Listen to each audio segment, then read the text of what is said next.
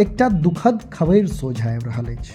खबरि ई जे पद्मश्री से सम्मानित हिंदी आ मैथिली साहित्यक सुप्रसिद्ध लेखिका डॉक्टर उषा किरण खानक निधन भऽ गेल। ओ पछिला किछु दिनसँ बीमार छलीह।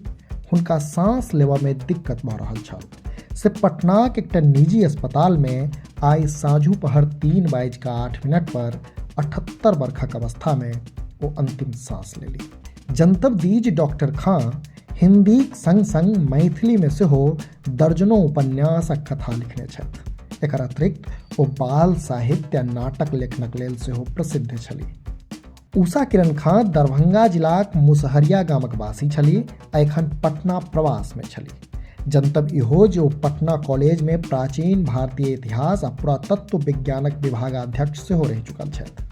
हिनक एखन धरि 50 टा सँ बेसी पोथी प्रकाशित अछि, जाहिमे उपन्यास, कथा, नाटक आ बाल साहित्य सन विविध विधा सब सम्मिलित अछि।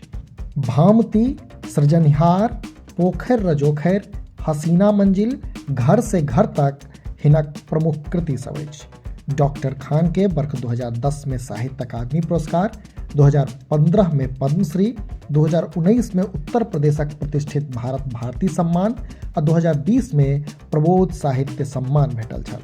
से साहित्यक एहि सशक्त हस्ताक्षरक निधनक खबरि सँ मिथिला प्रक्षेत्र सहित सगर बिहार में शोकक लहर पसरि गेल अछि।